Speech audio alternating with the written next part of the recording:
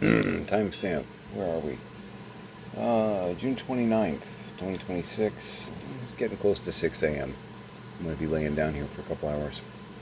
Took a nap yesterday, I guess now, afternoon, for a couple hours. But I've been doing stuff around here. Got dishes done. Um, 10 banker boxes of books. A couple of totes of glassware. Moved some other stuff around. Starting to get some of the cookbooks on eBay. Did my one brick.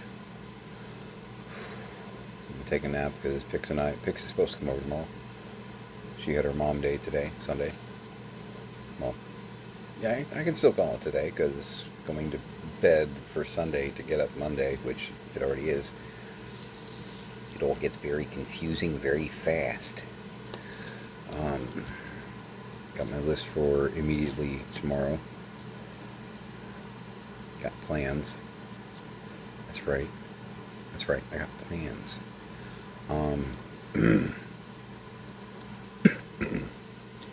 Throat still feels weird.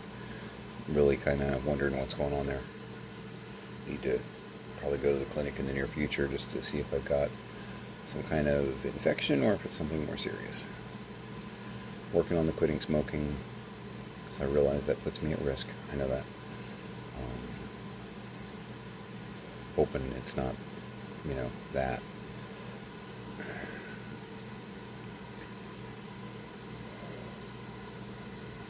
But I'd be lying if I said that I didn't have concerns. Really don't want to lose my voice.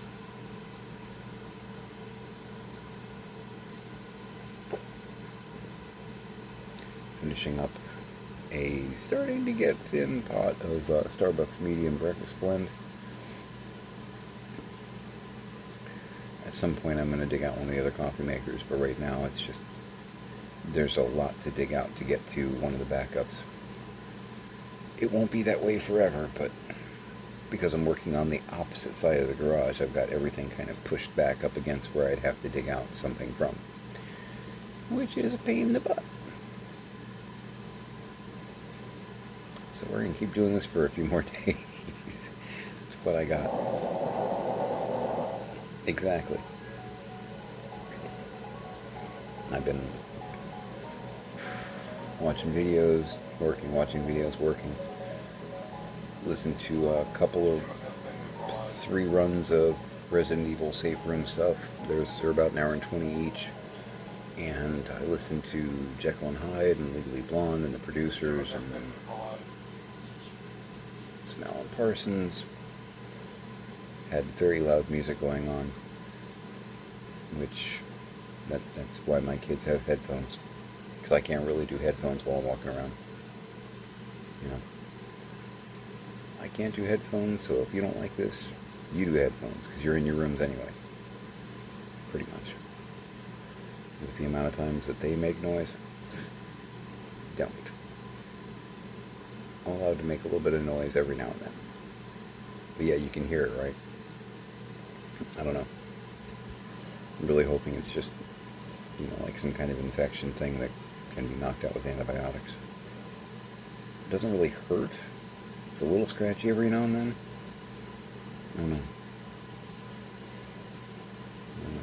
Like I said, I'm concerned. I don't even know how many cookbooks I looked at today. Some that I'm going to keep, just a few, not like, hundreds. I put hundreds in boxes.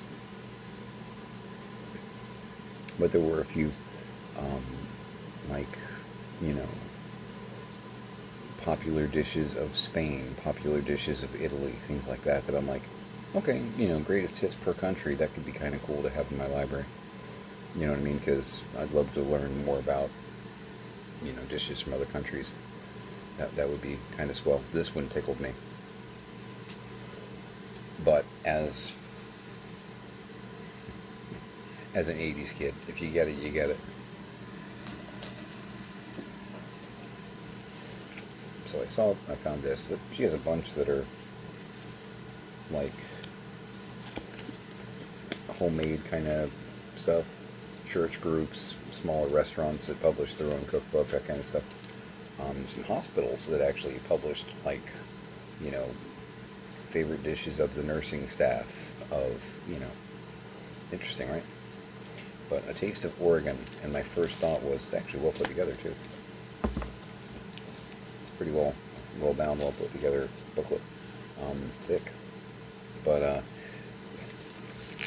having grown up with Oregon Trail being a thing, my first thought, this is awful. It's awful. My first thought was, how many of these dishes are going to give me dysentery? I'm a little concerned about this. Easy cheese fondue. That's dysentery right there. Zippy fondue. Oh yeah. Actually, I think I went to school with him. Strudel Jacob. Brunch casserole. Shrimp stuffed sole. Halibut steak. That's thick. But bunches of this kind of stuff. And then there's, Better Homes and Gardens and Betty Crocker and a whole lot of that too. Gourmet, some Weight Watchers cookbooks, some diabetic specialized cookbooks, some from the 90s, some from the 50s, and everything in between, including some that are actually probably like from the 20s, some older books. So I'm terrified. I've got a box, because I kept finding stuff and I'm like, ooh, this would be interesting to eBay. Ooh, this would be interesting. And I probably have like 300 or more, definitely more. Like going through the stack in my head, there's more, because I'm pulling out a lot of the booklet, the like smaller pamphlet ones almost. Because there's a bunch of them that are like food brand and or cooking brand, like Rival Cookware, top 50 recipes. There's one that's for a cornstarch that I don't even know if they make it anymore. Swifting, I think it is. It's like I think it's a cornstarch, but I found like 4 or 5 different little pamphlet cookbooks, like 40 pages, like little puzzle book size, that are like recipes that all include, Swifting. There's bunches of that kind of stuff. Hershey's, Nestle, bunch of Kraft, bunch of Kellogg, and a bunch of cookware oriented ones. A couple hundred of those probably, easily. Actually, let's go look. So now you probably think I'm crazy. Oh, and a great Betty Crocker cookie book. I was hoping to find a cookbook that specialized in cookies, because that's something Tiny wants to learn how to do. And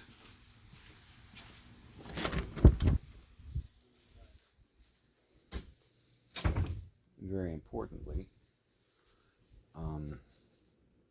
okay, so my dad, Grandpa,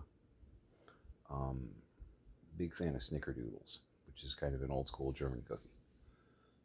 And that was kind of a prerequisite for me if I could find a cookie cookbook here that actually had Snickerdoodle recipes in it. And this one does. It's from the, I don't know, 70s, I think. But like, this is part of the stack that I kept.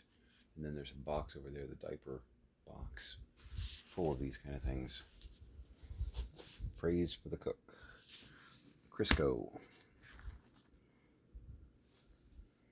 1959.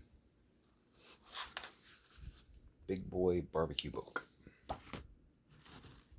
Shows how easy it is to cook on a spit or grill. 7th printing. Yeah, I mean, you can tell by the artwork. This is not currently in production. 1960.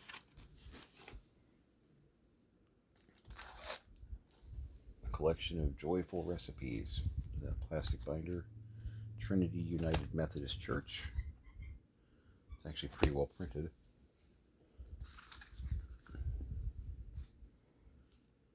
Mix Hardware, I guess that's a location or like a actual shop because it says Fine Gifts Fishing Tackle. And then it says Battle Creek, Michigan Personal Recipes by the Fellowship Class Maple Methodist Church.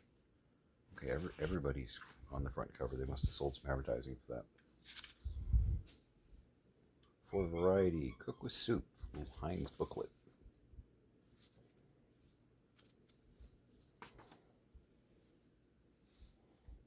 Yeah, bunches of these kind of guys. Pillsbury 7th Grand National Cookbook. It's only 25 cents. And she's got 100 of these, it seems. Oh, good Lord. When are you from?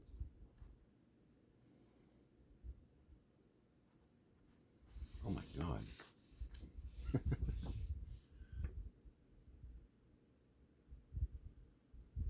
That's interesting. It says in the upper corner, handwritten, Grandma Mensch, which is interesting because it looks like my mom's handwriting. That's interesting. I don't know who Grandma Mensch is, though. It'd be nice if I actually knew who my family was. That'd be small. I know some things, but there's a lot of other stuff she was going to sit down and tell me about. Then her brain broke. Okay, well, this has a contest that closes on October 1st, 1956. So, I'm going to guess that I can't enter in that contest. And that maybe it was printed before 1956. Just an example, because honestly, I could do that for 3 hours. I may have actually pulled like 1,000 books and pamphlets.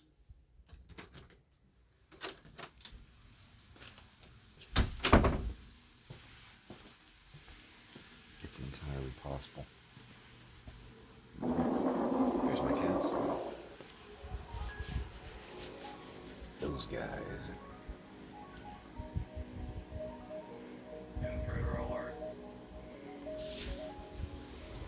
Be a Hex and a Janus actually behaving.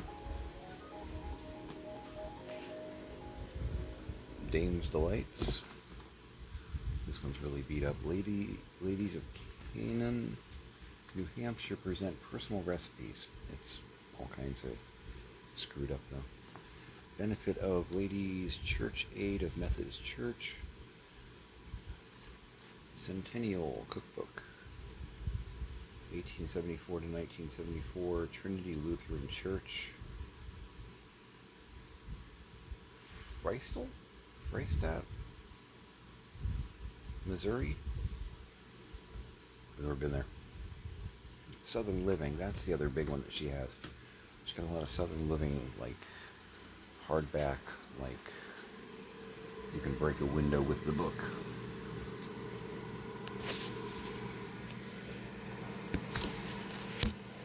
When I say that I'm not going to run out of things to list on eBay,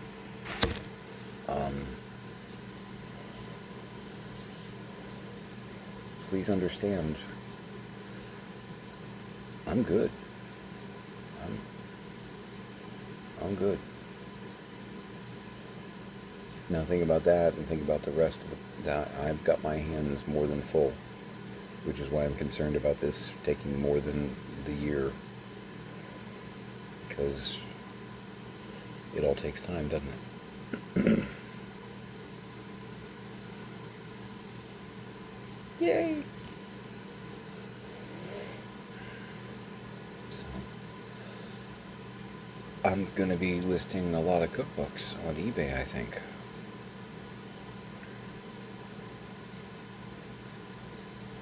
bright side, I know that they sell. And I'm hoping that, from a collector standpoint, the older ones are going to be popular. I think that they are, because I've done some basic searches, and they do tend to get sold.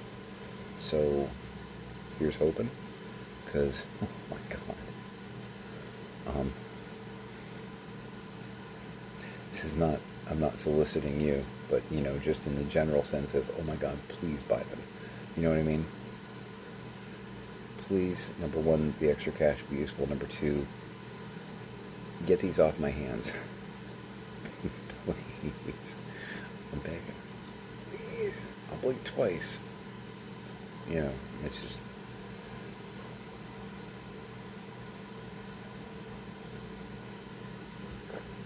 I'm trying to clear stuff out there. I got some more brown shelves that are actually exposed now. One of them is bowing really bad, but I do have some very lightweight boxes that I can put on it. Because I don't want to put heavy boxes on there. I don't want to strain it. Because it already has a bend because, books. So hopefully I can get those filled with stuff. Get that big, gigantic rolling shelf thing moved in place. Just keep knocking out the stuff in the garage. But I've got to do that and also list stuff on eBay.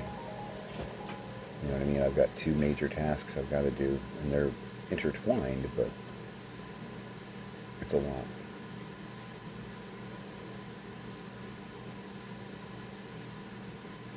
But yeah, I'm going to keep this one fairly short. Been watching some of the political stuff, keeping up with that.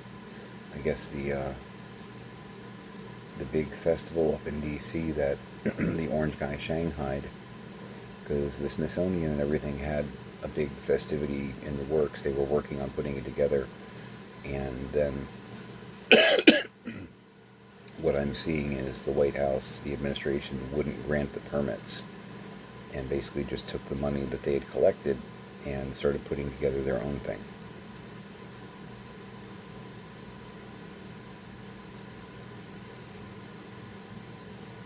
Typical, right? And it looks like there's a lot of poor planning and like fourth-rate acts that are coming to perform and stuff like that. The original one that was being produced by Smithsonian and Congress had agreed on it months ago. Apparently they had like Springsteen and like Beyonce and stuff like that pretty much were willing to, and now, we're looking at Lee Greenwood and Kid Rock kind of thing. Yeah, okay, that's not a great trade, but there are a lot of people that won't service the king, and I don't blame them. Still think it's funny that so many people canceled when they found out it was an event that he was doing. Like, wait, what?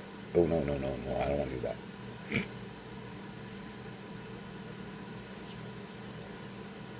That's rough. When Milli Vanilli cancels on you.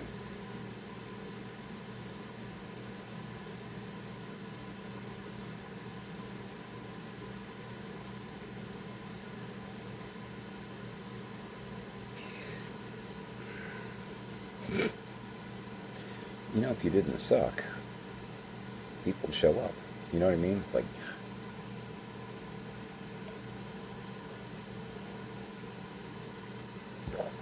Oh. Couldn't happen to a more deserving guy. But, yeah. I know Pix is supposed to come over tomorrow. We got some errands to run. And then it's garage. Maybe work on the alcove a little bit. It's supposed to rain just about every day this week, it looks like, but mostly in the afternoon. Health check. Again, my throat's a little weird, but otherwise I feel okay. Feeling kind of motivated, which is good, because I've had some... It's hard to stay motivated sometimes, doing what I'm doing. I try to, and you help me, actually. You know, because I say what I'm planning on doing to you, and then if I don't, I feel, you know, like a jackass. So you actually kind of help hold me accountable, and I appreciate that. But I'm usually pretty good. But there are days that I could do 2 bricks if I stayed focused, but I run out of steam. You know, I usually try and get my 1 brick at least, but there are days that that's a struggle, just because this is overwhelming. You know, it just is. Full disclosure.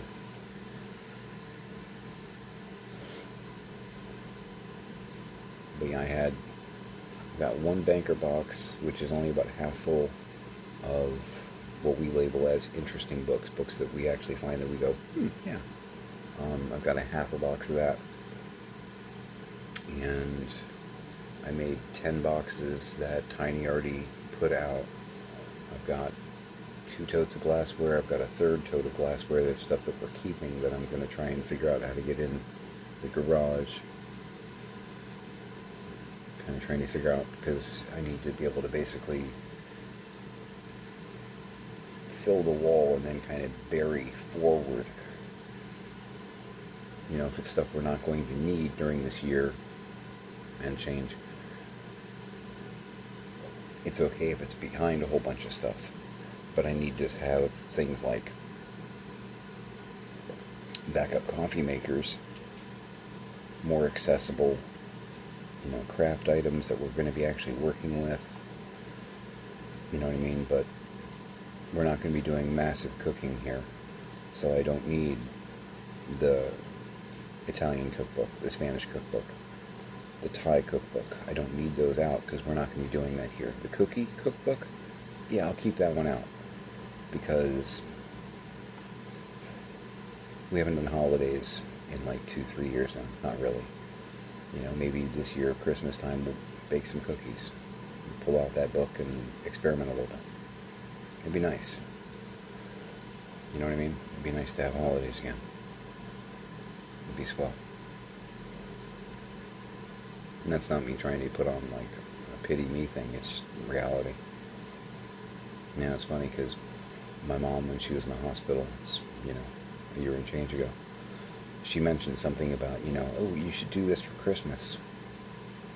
We were talking about some kind of thing. I don't even remember what it was. That's how much I kind of dismissed it. And I was like, Mom, we haven't done Christmas in like 2 years now, ever since everything started happening. And she was like, yeah, your father and I haven't really either. And it's like, you know, in my head, I'm thinking, all of your bullshit stopped everyone, basically, in time. You know what I mean? And I mean, she got sick. She had chronic health problems. But a lot of that was because she wasn't eating right. She wasn't exercising. She was basically eating herself to death. And one of the reasons I quit my job was so that I could start cooking for them, getting her on a more regulated diet that would be designed with someone who has kidney issues, heart issues, diabetic, you know what I mean? She did okay for about a month, and then she started really rebelling. Because I wasn't making, you know, pie 3 days a week. No, you're not getting pie 3 days a week. I know you used to go to Village Inn at least on, you know, every Wednesday. That stops. You're saying that you want to stay alive. That stops. Sorry. I can probably figure out some sugar-free cookies or something, and I even offered that. I'm like, you know, I could probably figure out some like sugar-free cookies. You know, we could figure something out there. And she's like, don't bother. I'm like, okay. But yeah, about a month into me cooking, she just pretty much broke completely and was like, we'll handle it from here. It's like, okay. Maybe 2 months, somewhere there.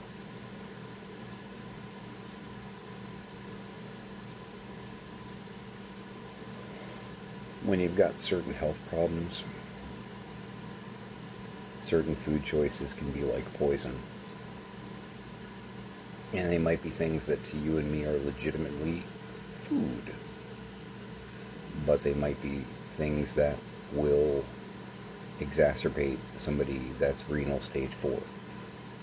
That has a serious kidney problem. There are certain things that would be on a normal, healthy diet for you and me. Obviously not you if you have kidney problems. That's the point.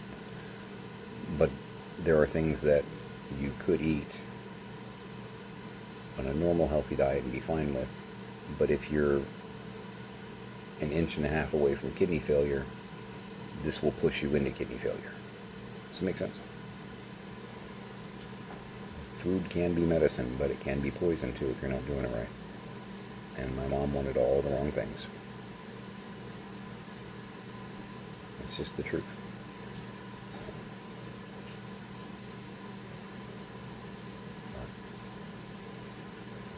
she is very dead, and I can't fix that. Much as I tried then. Then she had a stroke, and we think she had another stroke, and certain things started changing upstairs. And I'm dealing with 2 parents with cognitive decline. I cannot express to you enough, that stuff starts happening, get a lawyer, start getting paperwork drafted, because if they can bluff the powers that be into making them think that they're fine, you are going to have a terrible time. And this sounds awful, but bear with me on this. You're going to have a terrible time getting control when you need to get control. Because the courts don't necessarily move quickly. We had an emergency guardianship situation that we had filed regarding my dad, and it still took like 2.5, 3 months.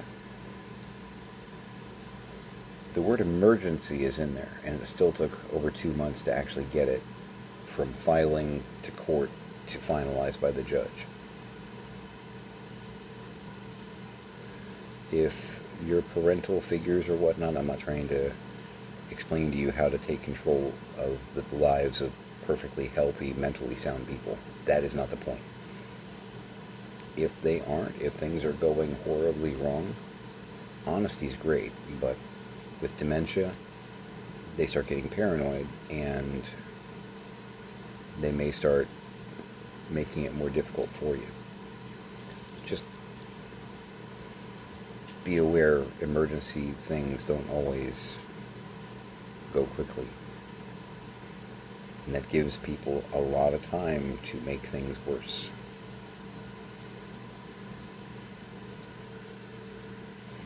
Honestly, he had a couple of years where no one was watching him. That was part of where the shenanigans around here happened. But long story, I've already explained it 5,000 times, so I don't want to bore you with it. So I'm going to go ahead and sign off. I'm going to get some sleep. We're going to do some Genesis of the Dialects. I've had that in for the past couple of days, but it's just so good. It's just so good. It really is one of the best Doctor Who episodes ever done. It just is. Old, new. It's one of the best ones ever made. And if you think about the beginning of it,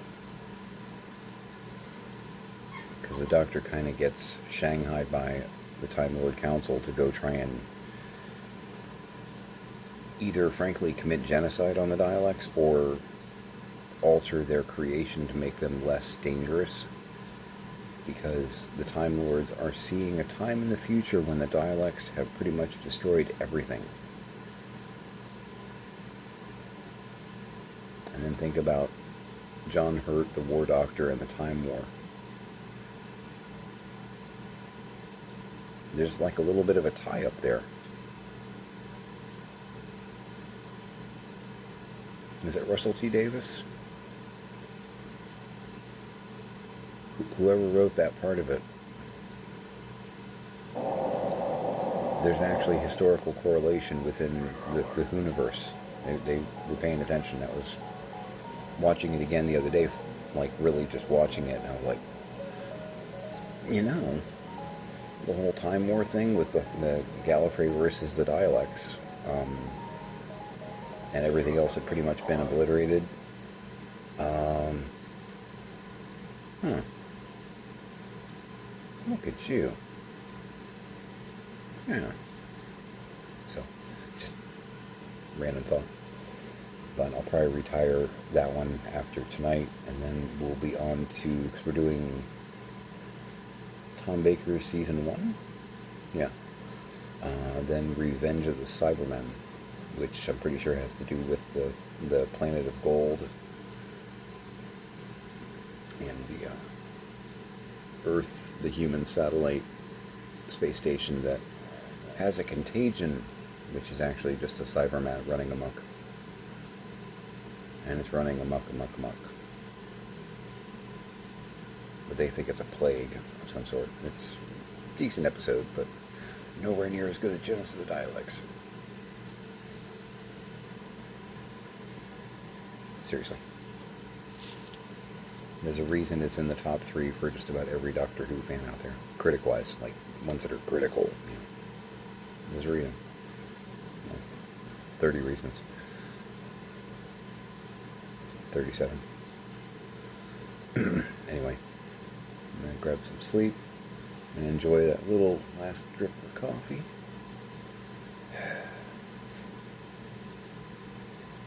Take a nap and get my girl over here. Do some crazy stuff. I think I'm going to list some cookbooks. That should be pretty exciting. It's really not. But I gotta get it done. So.